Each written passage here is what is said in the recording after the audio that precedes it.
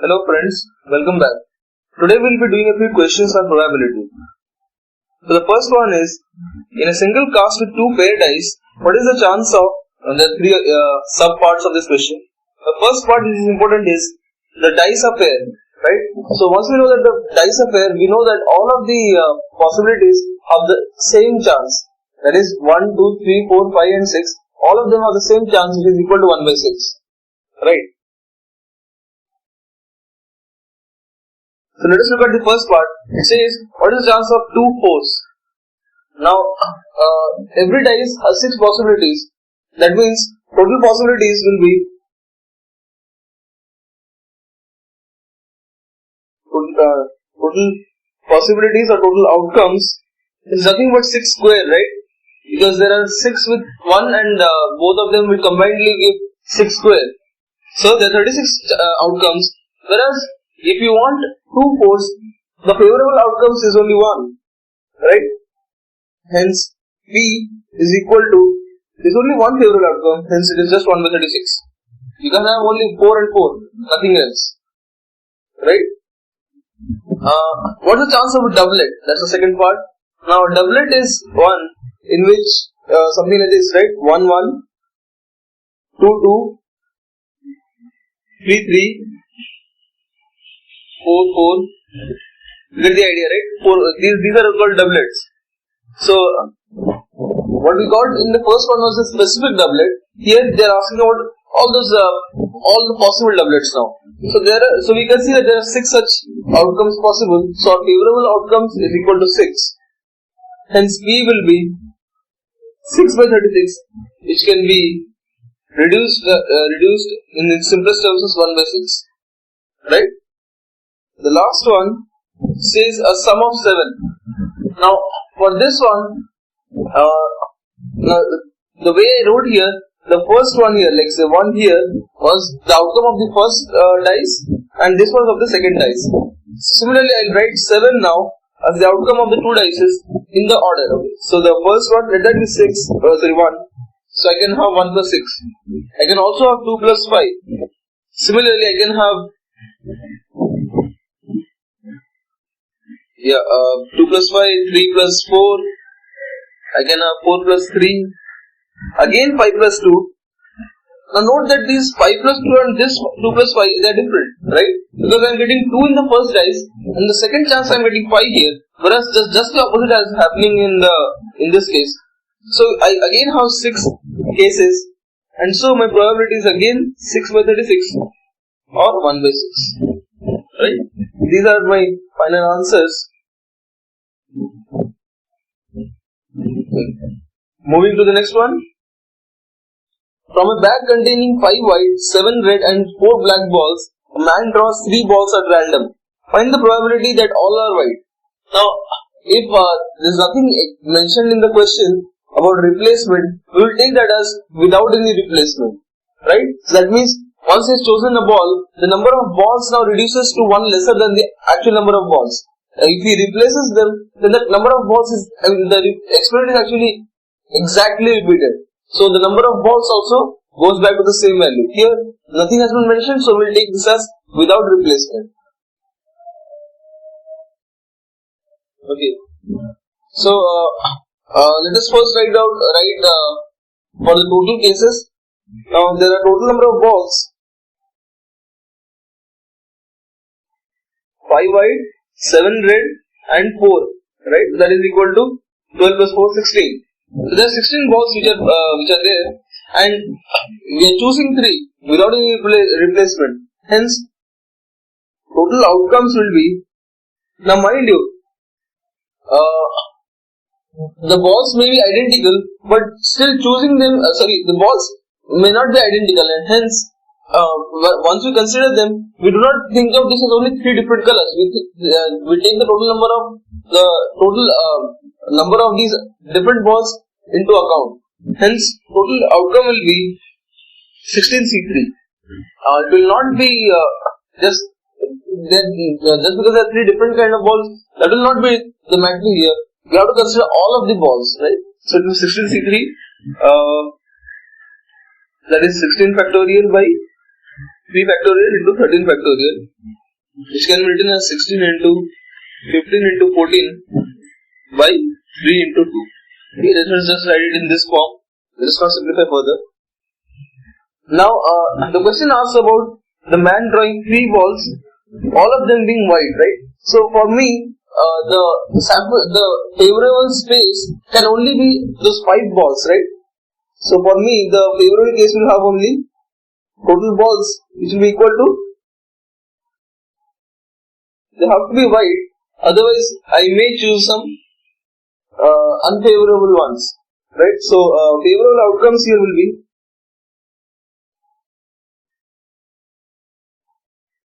simple 5C3, which is equal to 5 into 4 by 2, that is 10, right? So, therefore, the probability is simple.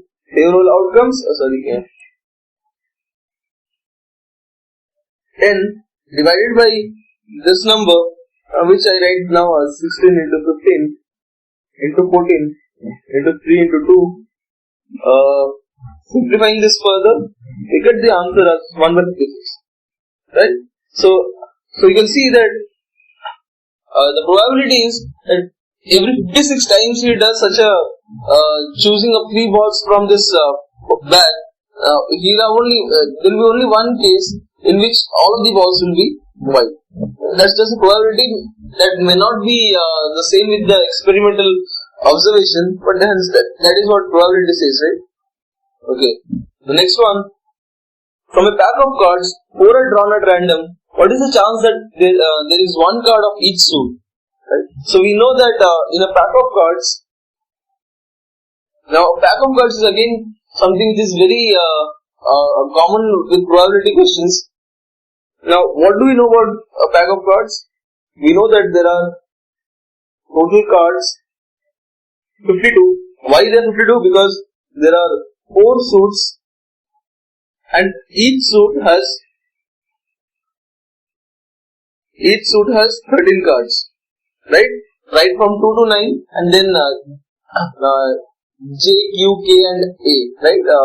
We have the names of them also, but for now, just remember that these are the cards from 2 to 10 and then J, Q, K, A, right? So there are 13 cards in each suit and there are 4 suits, 4 different suits, so 52 cards. Okay, so the chance that there is one card of each suit and we are choosing just 4, right? So for me, the total outcome will be 52C4, right? Because I'm choosing 4 from 52, or which is equal to 52 into 51, 50, 49 by 4 into 3 into 2. Similarly, now once I go for the favorable outcomes, what I do is I choose only one card from each suit, and hence that can be done in 13C1 way for say one of the suits. Similarly, 13C1 for the next one, 13C1 for the third one, and finally 13C1 for the fourth one. This is equal to 13C1 power 4. But we know that 13C1 is nothing but 13, right? So 13 factorial, 13 power 4, right?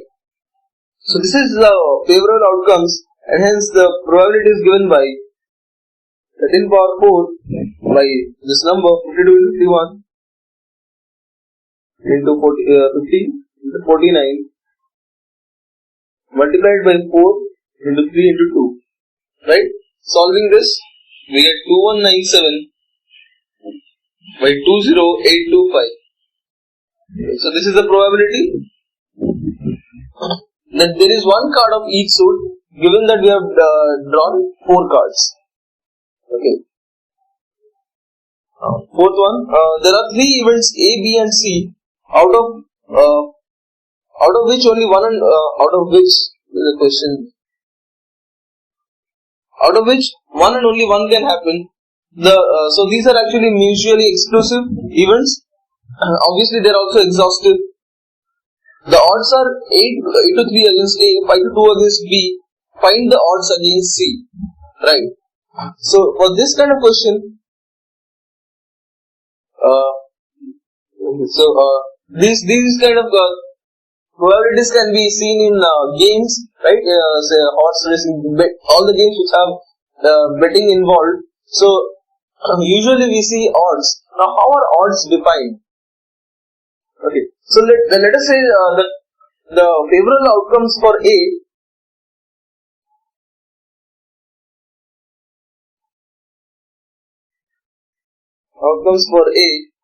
is equal to M. Similarly, for B it is equal to N, and for C it is equal to P.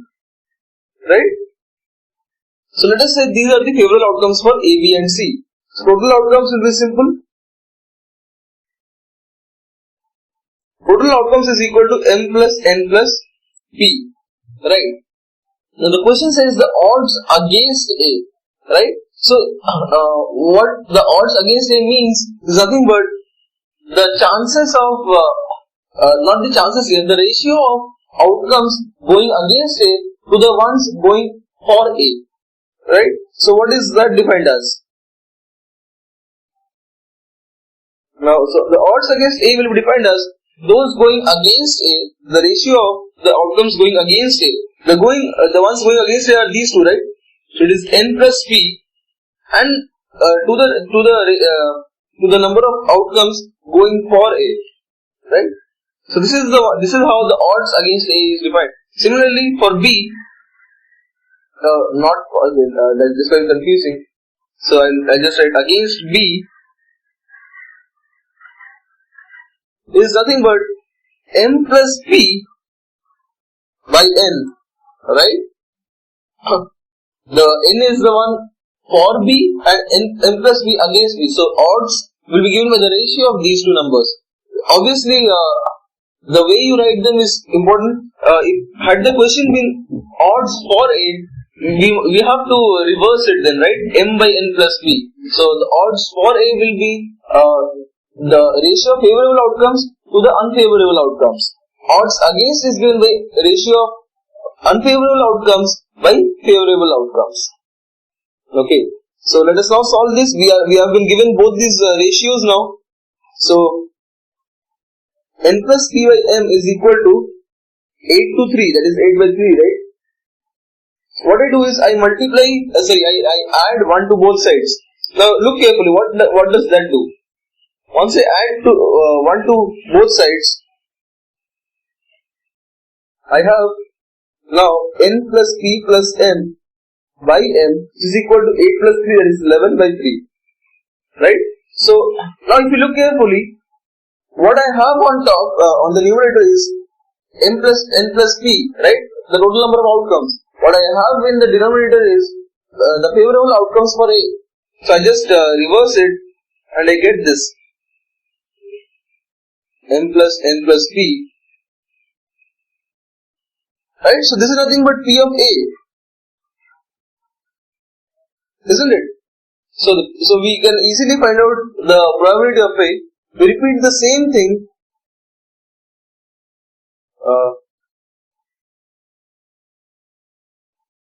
for the next one, and so I have M plus N plus P by N is equal to 7 by 2, right? 5 plus 2 plus 1, and hence I have P of B is equal to 2 by 7, right?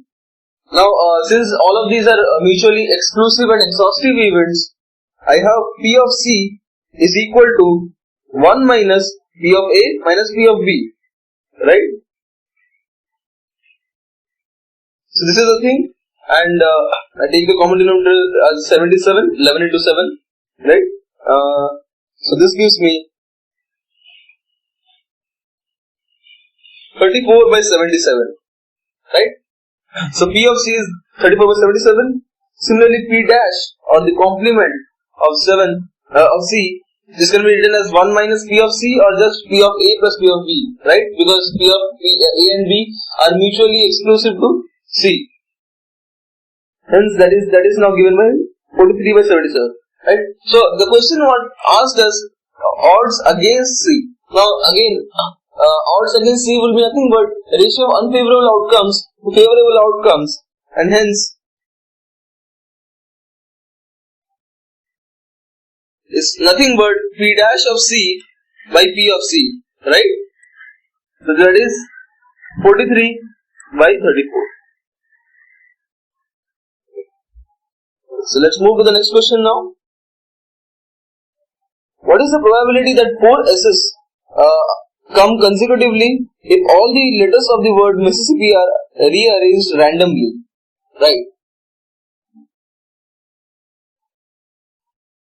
Okay. Now Mississippi. So let's break down this word. We have 1 M. We have 1, 2, 3, 4 I. Similarly, 1, 2, 3, 4 S. And we have 2 P. Right. Total equal to 11. Right. Whereas there are only 4 different letters. Now, the question says the 4 S's come consecutively. Right. So, what we do is we first find out the total number of permutations possible with this word. That should be simple, right?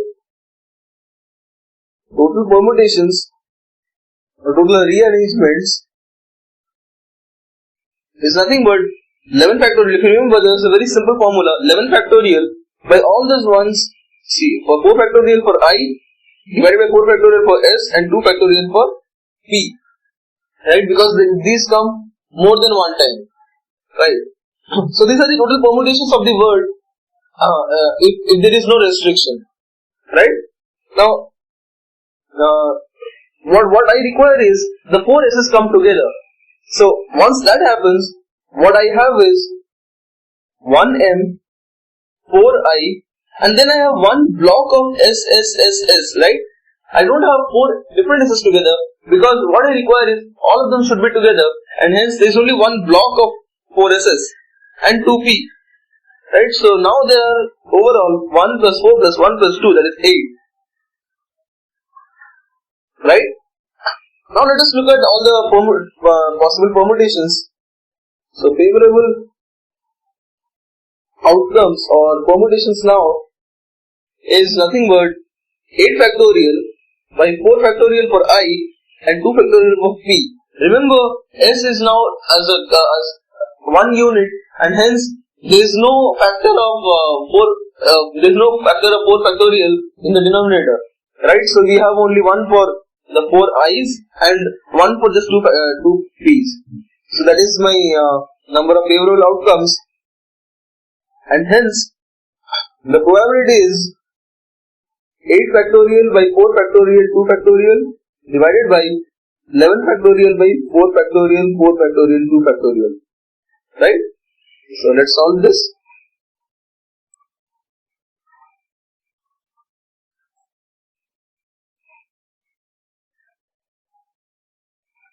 Right, so these two cancel, and from what is remaining is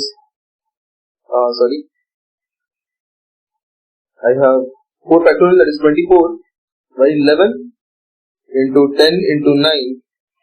I can simplify this further, and what I get is 4 by 165. Right?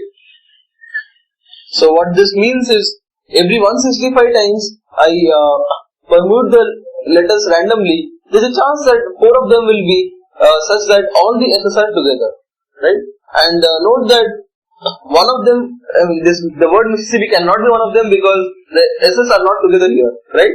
So that is one of the permutations out of this, but not out of this, right? Okay. The next one now. If a dice is thrown, what is the probability that the occurrence of a number greater than 1, probability of occurrence of a number greater than 1, if it is known that only odd numbers can come up? Okay.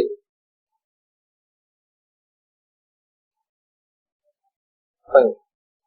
So for this question, we'll be using conditional probability here, right? Because something has been given. So what is given here?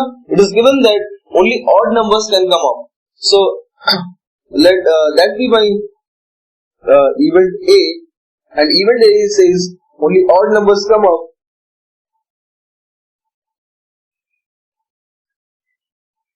And that is equal to 1, 3 and 5, right? So now note that this is my complete space. My space is not 1, 2, 3, 4, 5, 6. It's only 1, 3 and 5, because only odd numbers are allowed to come up. So the events So my given event is 1, 3 and 5, whereas the event that is required for me is a number greater than 1, right? And obviously it has to be one of these numbers now, that is equal to 3 or 5, right? So this part is important.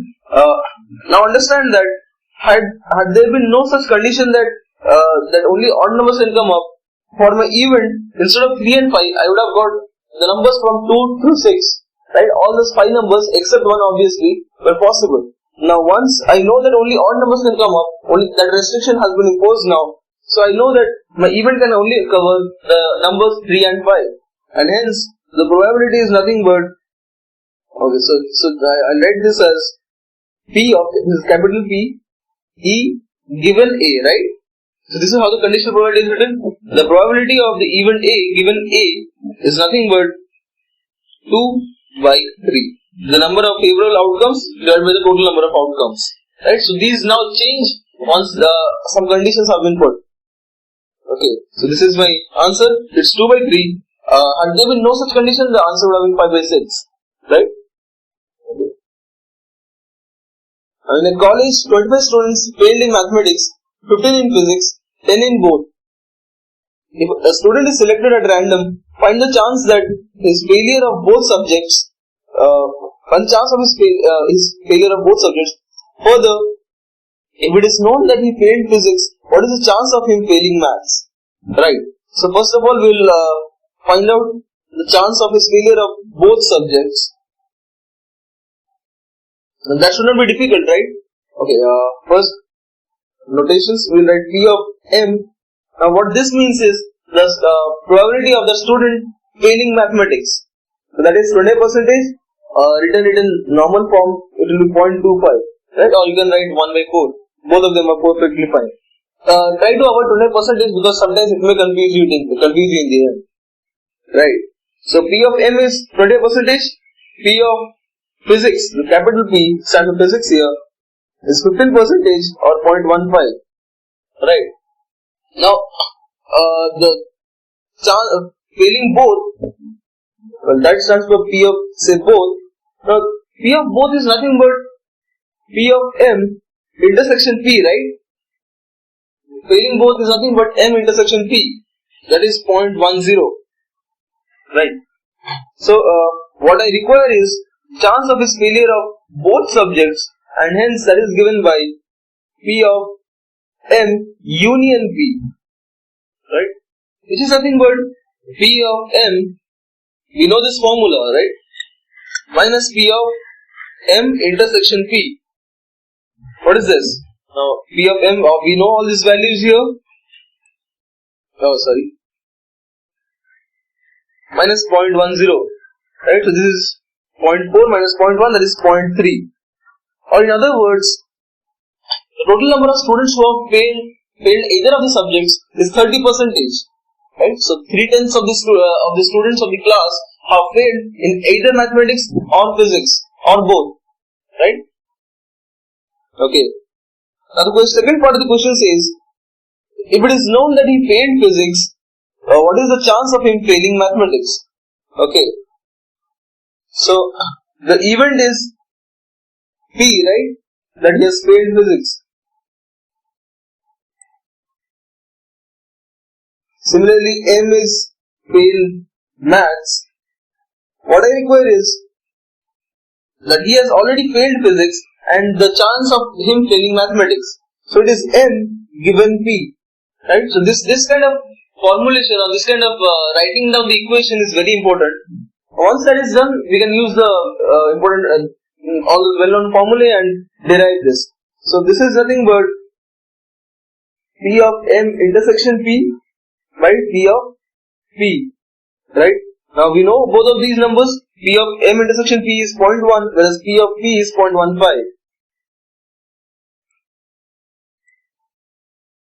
That is nothing but 2 by 3. So out of every 3 students who have failed physics, 2 have failed mathematics, right? So this is how we use conditional probabilities to solve questions. Right. Now A, B and C toss a coin in the same order. right? So that means A tosses the coin first, then B, and then C. The one who gets a head first wins. Find their respective probabilities of winning. Okay. So first of all, we have determined the order. First, A has to toss first. If he gets a head, he wins, right? But if he doesn't, then he passes the coin to B. Now, if B gets a head, he wins. If he doesn't, he passes it to C. If C gets a head, he wins. And then, if he doesn't, he passes it to A. And hence the cycle continues, right? So what I require is, for A to win, he should get the head first. Or equivalently, the other should not get head, and he should keep getting, he should get head somehow, right? So for A to win,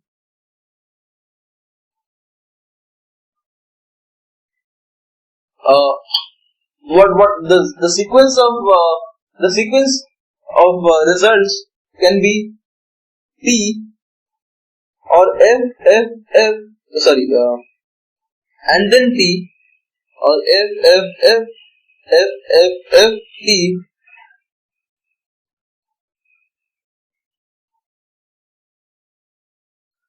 P, and so on, right? You get it? Now this stands for the result of A, right? And so he got I'm really sorry. So here T stands for head. I should have written H and T actually. T stands for head and F stands for tail. Actually, I wrote it as truth and false. So truth actually is the possibility of the required thing occurring, right? So head here, and F stands for tail, right? So we see that A actually gets a head, so he wins. Or equivalently, he gets a tail, but then even B and C get a tail, and he again gets the head. Similarly, this happens. So what we can see is that there is a very distinct sequence, right? And we know that both P of T and P of F is equal to 1 by 2, right? Since nothing has been mentioned about the coin, we'll assume that it has to be a pair coin, and hence both of them have equal probability, that is half. Hence, the probability of A winning, which I write as P of A, is nothing but half. Now, obviously, all these events are mutually exclusive, right? So I can just add them. And now this part is interesting. It is half into half into half. I write this as, instead of half for 4, I'll write this way. Half cube plus half. And similarly, this is half power 6, right? That's 6 times they're coming.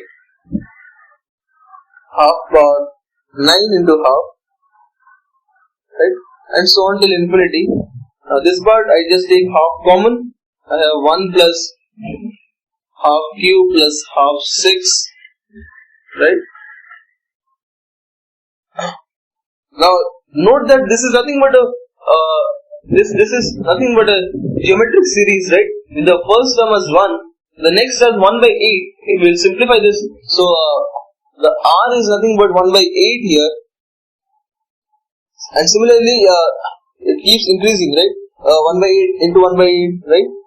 So sorry, I'll just write it here. So this is nothing but half into 1 by 1 minus 8, which is equal to, this can be simplified as 4 by 7, right? So we see that the chance of the probability of A winning is 4 by 7. Similarly, for B to win,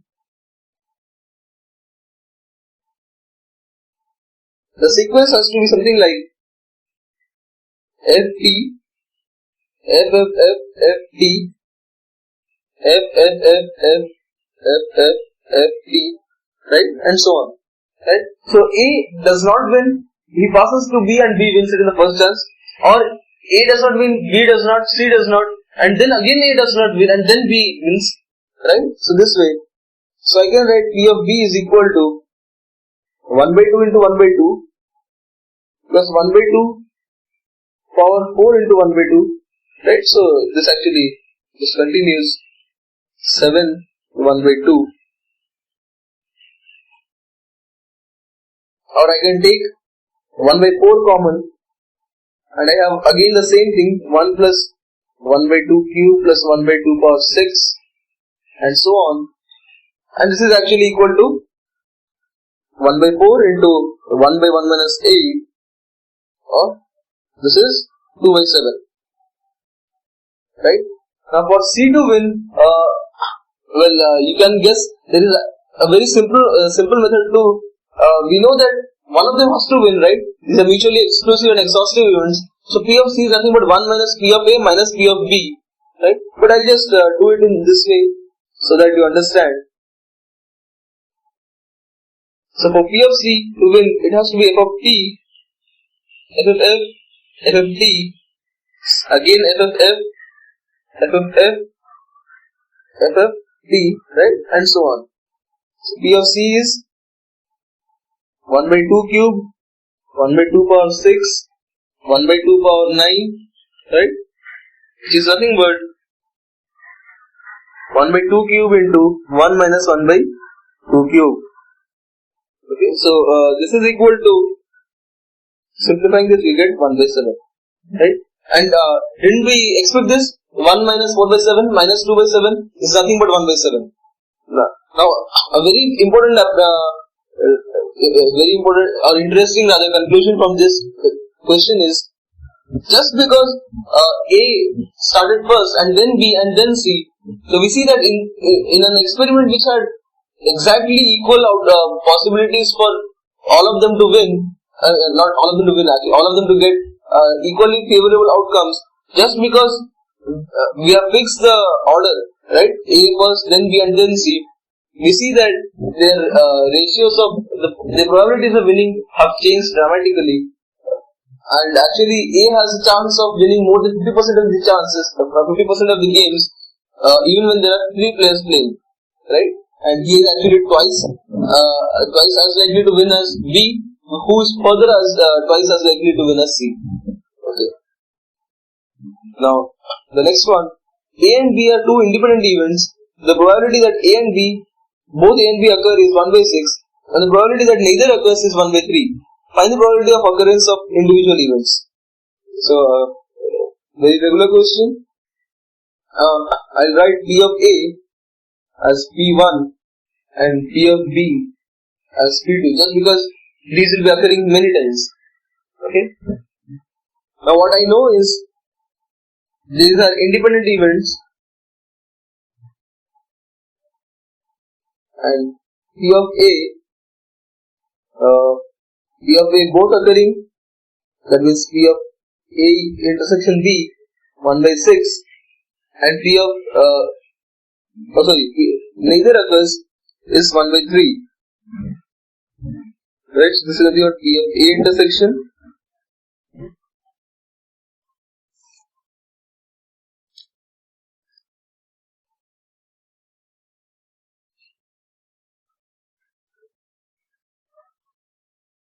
right. Now, this is a very important important step here. Now, this P of A bar intersection B bar, which is neither occurring, right? So, this can now be expanded in a very simple and nice form. Now, note that A dash is nothing but can be written as 1 minus A, right? Or actually, P of A dash is 1 minus P of A. Similarly, P of B dash can be written as 1 minus P of B, right? Now, since A and B are independent events, we have P of A dash intersection P of B dash is nothing but P of A dash into P of B dash, okay? And that's not the way.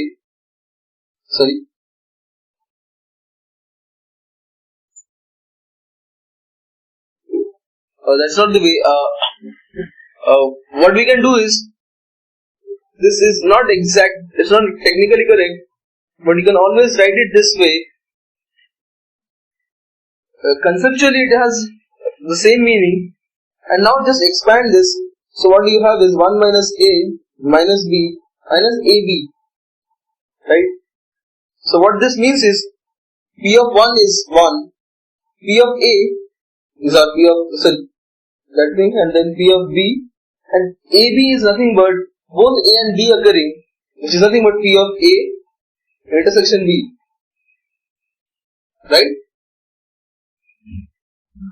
Right. So we expand P of A bar intersection B bar as 1 minus P of A minus P of B minus P of A intersection B.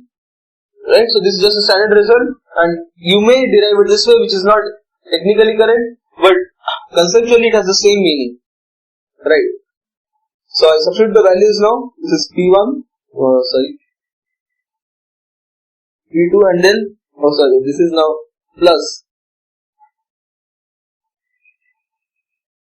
Okay, so P of A intersection B is 1 by 6. So from this I get P of P1 plus P2 is equal to 1 plus 1 by 6 minus 1 by 3. Well, that is nothing but 5 by 6, right? 1 plus 1 by 6, that's 7 by 6 minus 1 by 3, that is 2 by 6. So I get 5 by 6. Now I have P1, P2. Now since A and B are they're independent events, so P of A intersection B is nothing but P of A into P of B, or P of P1 into P2, right? Which is equal to 1 by 6, right? Given from the question. Now solving these two, we get that P of 1 is equal to 1 by 2 and P2 is equal to 1 by 3. Well, actually, we can't technically say that P1 is equal to 1 by 2 because we just get the roots of this system of equation as 1 by 2 and 1 by 3. So we cannot fix them to either of them. But yes, generally speaking, we can just say that one of them has probability 1 by 2 and the other has 1 by 3. Right? So we cannot fix it to either of these events, but we can say for both of the events that the probabilities are 1 by 2 and 1 by 3. Okay, the next one. Find the probability that the year chosen at random has 53 Sundays. Okay. Now, first of all, we know that there are two different types of years, right? One is leap year and the other is normal year. Now, so for a normal year,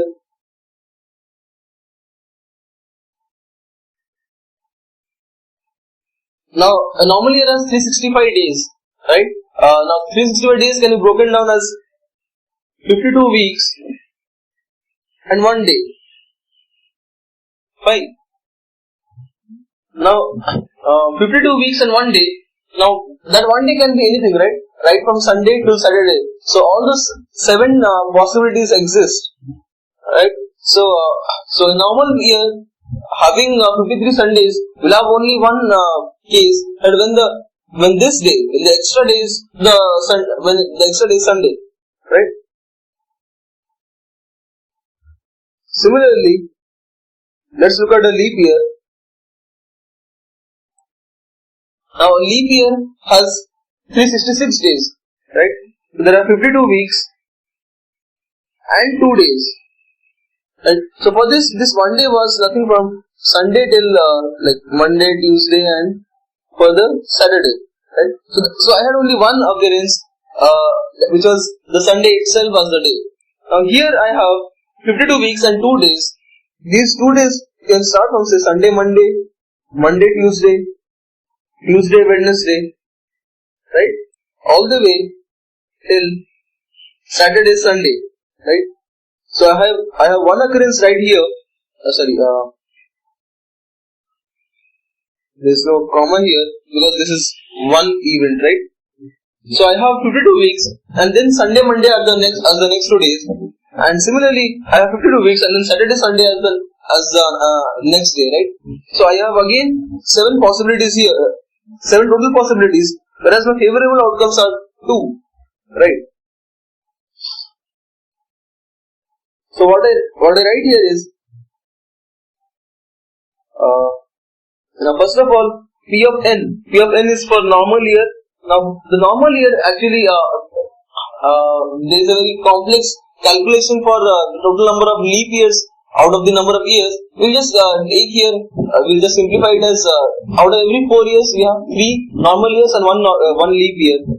So P of n is 3 by 4 and hence P of leap year is 1 by 4, right? But let my event be named as S, which is the 53 Sundays. So P of S given n, right? So the probability of 53 Sundays, given that it's a normal year, is just 1 by 7, right? Because there are 7 occurrences, whereas there's only one which will give us 53 Sundays. So that is 1 by 7.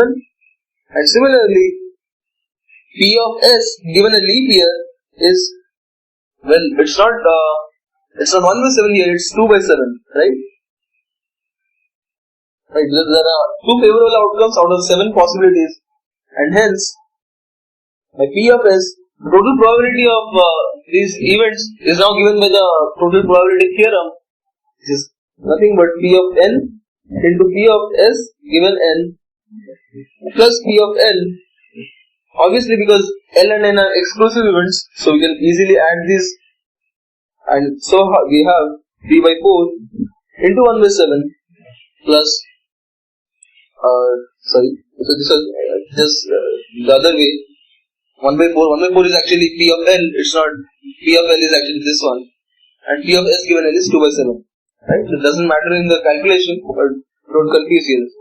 So it's 3 plus 2, which is 5 by 27.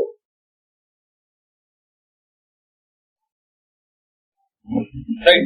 So we have out of every 27 years, we have 5 years which have 53 Sundays. Right? Now, be careful here. This you may think that multiplying this with 7, right, for all the possible cases of 53, the Sundays, Mondays, Tuesdays, should give us 1, which we can clearly. Sorry, this is not 27. This is 28.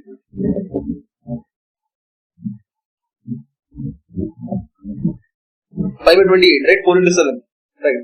So, you may think that multiplying this with 7 will actually give us 53, it should give us the universal set, right? Which is not the case, because it's very simple.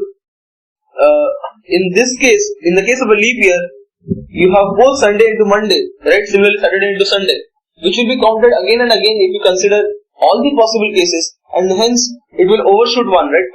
5 by 28 into 7, which is equal to actually 5 by 4, which is 1.25, greater than 1, which is not the case if you which should not be the case if you consider 53 days of any day, right? It should be actually 1, and that's a universal set.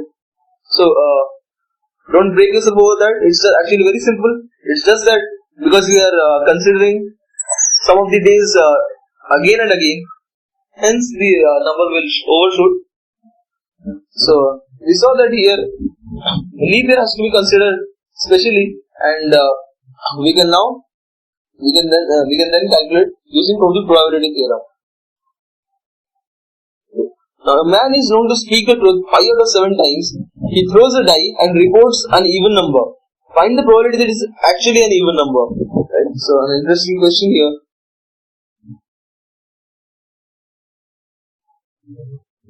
Okay. Now, the probability of T stands for truth here. So, probability of truth is 5 by 7.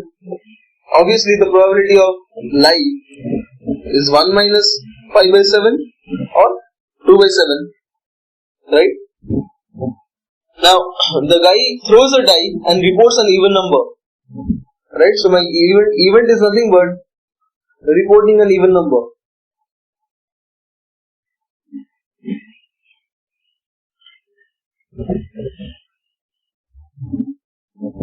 Okay.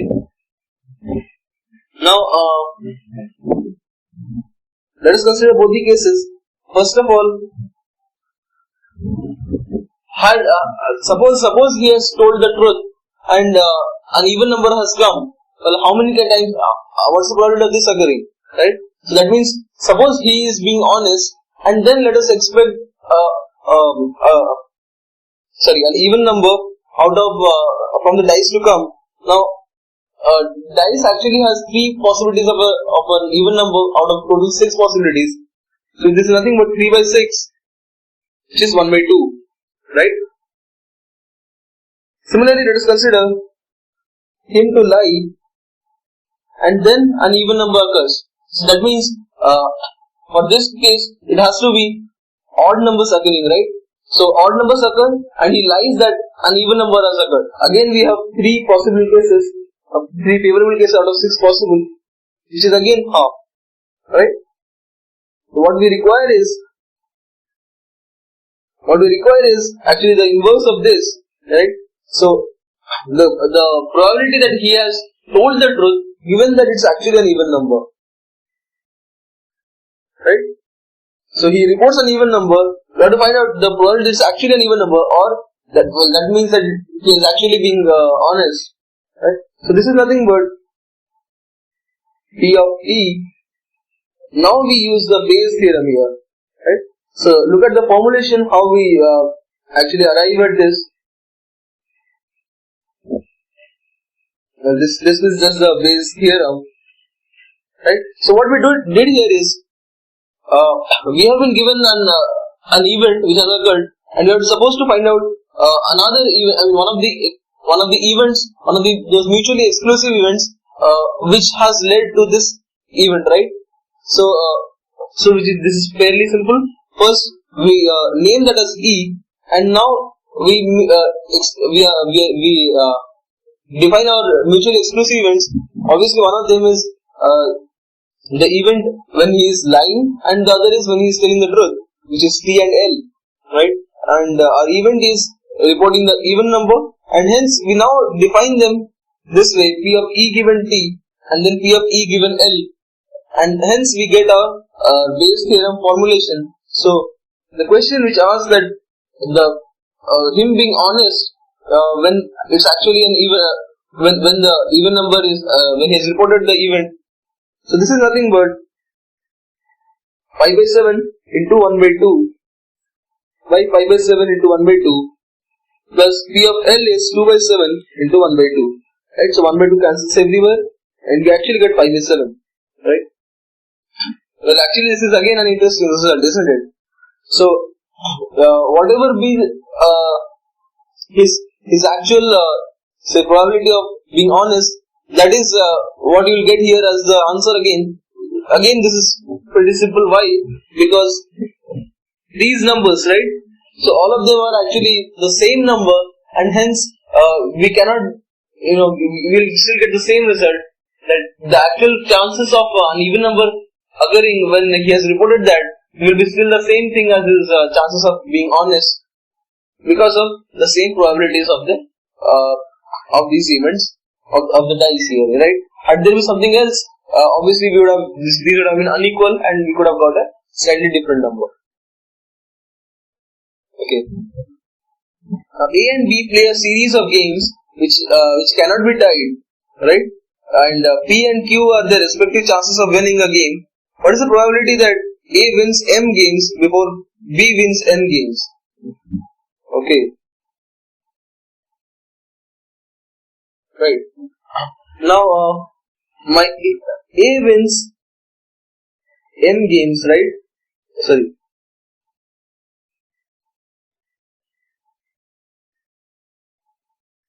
So A wins M games, whereas B wins less than N games.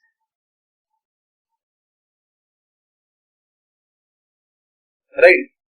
Now I can formulate this in a slightly different way. Now let us say now probability of A winning is P, probability of B winning is Q, right?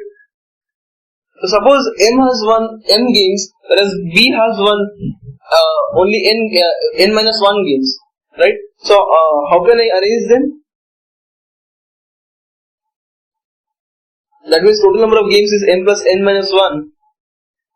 That is now I can arrange M of them which A has won, right? This is just my first chance where M has won M games, whereas B has won N minus 1 games. Right. Now in the next case, what I do is, now here B has, instead of N minus 1 games, he has won N minus 2 games. Right. So what I get again here is M plus N minus 1 C M plus 1 P M 1 Q N minus 1 N minus 2. Now this part is important. Think of it. Now what the question says is A has won at least M games, whereas B has not won N games. Right? So So that means when the first case was the maximum number of games we can allow B to win, right, which is N minus 1. Whereas now what we do is we cleverly keep changing the results of one of the games. So that means in the favor of A, obviously. So that actually increases the number of games of A winning, at the same time decreasing the number of games of B winning by 1. So we have now M plus N minus 1 C M plus 1, right, into P M plus 1 into Q N minus 2. And this actually is nothing but binomial distribution, right? Similarly, P3 will be, well, out of the same number of games, well, now A wins N plus 2, whereas B wins N minus 3. Right? All this goes on till finally we get P of M plus N minus 1 C M plus, well, the case where A has won all the games, whereas B has not won a single game, right? So that is the last case here. Okay. Well, this is actually Pn. Okay. Now all of these cases are nothing but independent events, right? So we can just multiply all. We can just add all of that as my chance of this particular event occurring. So this is nothing but sigma of Pi summed over I, or this is nothing but M plus N minus 1 C M P M Q N minus 1 plus M plus N minus 1 C M plus 1 P M plus 1 Q N minus 2. Similarly, M plus N minus 1 C M plus 2 P M plus 2 Q N minus 3, and so on till the last term, which is M plus N minus 1 C M plus N minus 1 P power M plus N minus 1. Obviously, this coefficient is 1, but I am just intentionally writing it to show the pattern here, and that is multiplied by P power M plus N minus 1. Right? So this is our whole probability of this particular event occurring where A has won at least M games, whereas B has not won N games. So B can win right from 0 till N minus 1, but he has not won N games. Okay? Right. Now, if 2 dice are thrown 5 times, what is the probability that the sum of the numbers coming up will be 10 in exactly 2 of these 5 trials? Okay. Now, dice. The sum of the numbers coming up is 10, right? So, first of all, my total number of outcomes.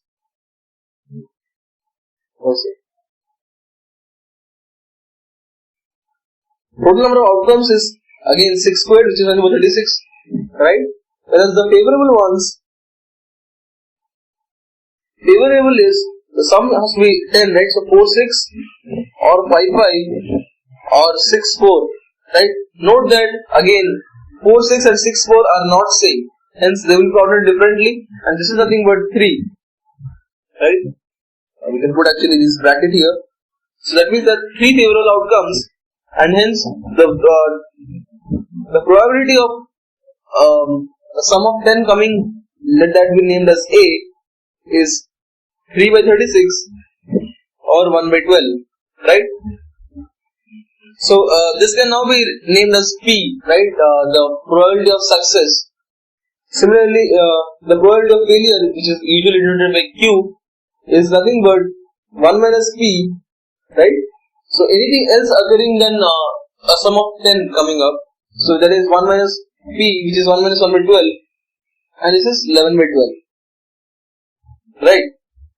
Now what we require in the question is that out of these 5 trials, 2 have success and 3 have failure. Now this is nothing but again a binomial distribution. So p of 2 here means 2 times success. That is nothing but 5c2 p squared and q, right? So that is 10 into p squared is 1 by 12 squared, and this is 11 by 12 cube, right? So it's just simple now. You have to just calculate, and we get this as the answer. Right? And this is approximately equal to 0.05. So we can see that even 2 such occurrences occurring out of 5 trials has a very little probability. Obviously, you can see that why, because occurrence of this kind has a probability of 1 by 12. So obviously, out of 5 trials, 2 such occurrences will be very less, and hence this is equal to 0.05. That's actually a approximation. The exact answer is 6655 by 122 124416. Okay. Now, the probability that England wins a cricket match against India is 1 by 3. If India and England play 3 matches, what is the probability that India will win 2 of them? Okay. Now obviously it is assumed here that if England does not win, India wins. Okay, so there is no concept of a draw here. So it's just that if England does not win, that means it loses, and hence India wins. Right. So P of E is nothing but the probability of England winning is 1 by 3, and P of I is probability of India winning, which is 1 minus 1 by 3, and it is 2 by 3. Right. Now they play 3 matches, and the probability is that the question asked is the probability of India winning 2 of them. Right. So that is again nothing but a binomial distribution here. What we have to do is we have to arrange these 2 games in out of these 3 matches, right? So this is nothing but right. So this 2 actually can stand for England losing 2 matches or India winning 2 matches. It is given by 3c2. Now this will be okay. P squared, I'll write it for India, hence it's P squared and then Q power 1. Right? So P is nothing but 2 by 3 and Q is 1 by 3, right? So I have P of 2 is equal to PC2 2 by 3 squared into 1 by 3. This is equal to 3 into 4 by 9 into 1 by 3. So this is nothing but 4 by 9. Right? So even though we see that the probability of India winning a match was 2 by 3, well, the probability of India winning 2 matches out of 3 is not 2 by 3 again, it's actually 4 by 9, which is much lesser. Right? So we see that the same event occurring again and again will not give you the same probability. Actually the probability keeps decreasing, and hence you will get a much smaller number, 4 by 9 here specifically. Okay.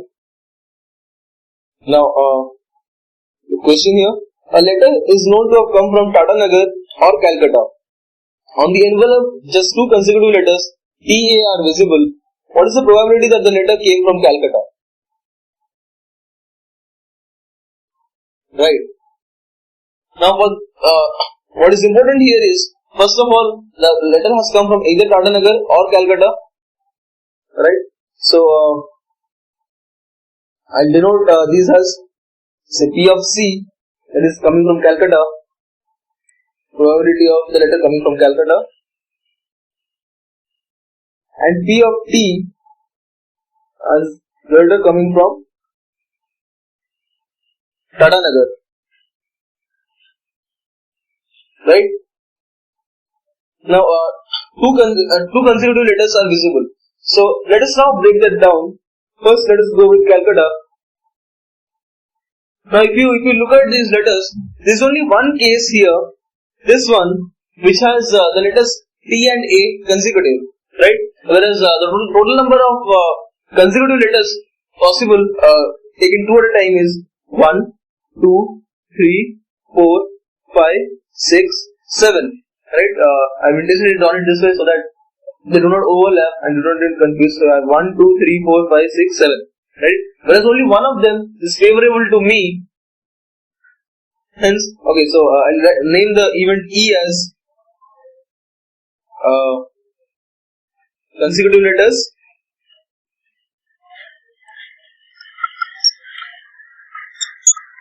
are TA. Okay? So the probability of event E occurring if it had come from Calcutta is nothing but 1 by 7. Right? Now let us look at Tata Nagar.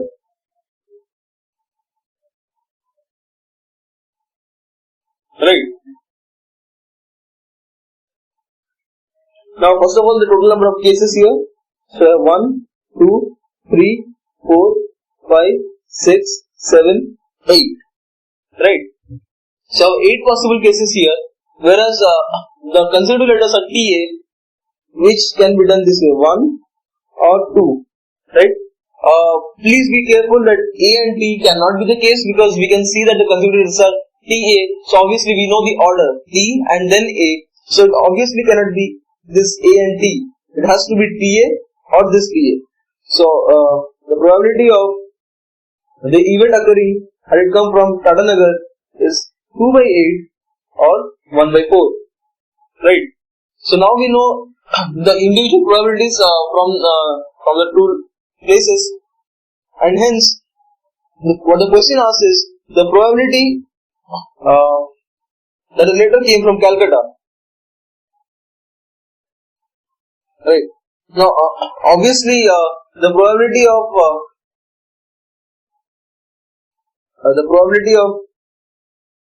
both the places, since it is not mentioned, it has to be equal. We assume that it is equal, right? Because it can be either from Calcutta or Tata Nagar. We can't say anything about these two, right? So we just assume that these two are equal to half, and hence what the question asks is, I'll just take to the next one. The question asked is P of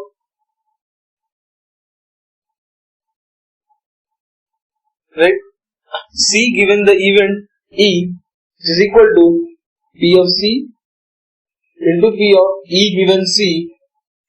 That is the total probability.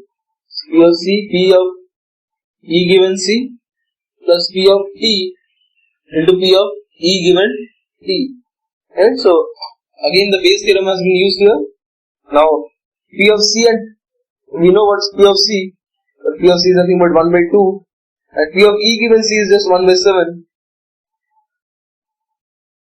Right? And then P of T is again 1 by 2, but this is 1 by 4 here. This is actually half cancels throughout. And what I have in the end is 1 by 7 by 4 plus 7, that is 11 by 28, or which is equal to 4 by 11. Right? In this question we see that again we use Bayes theorem here and obviously total probability theorem, and first of all we consider the word Calcutta and try to find out possible cases of this event occurring, that the consecutive letters are only TA, and hence this one that is calculated as 1 by 7. For Tata Nagar, we again calculate that and we get 1 by 4. Care should be taken to understand that AT is not the same thing because the letters are visible, and obviously we know the order TA. So Tata Nagar will have only 2 favorable outcomes out of 8, gives us 1 by 4. We then use the Bayes theorem to calculate the probability of the letter coming from Calcutta, given the condition that consecutive letters were TA, and we hence calculate that as 4 by 11. Right? So this concludes the chapter probability. All the questions almost all kind have been covered. Practice more and more questions because probability is one of the tougher chapters of mathematics. So practice more and more questions, and with time it will obviously get easier. And this also completes the section algebra. Thank you for watching the video.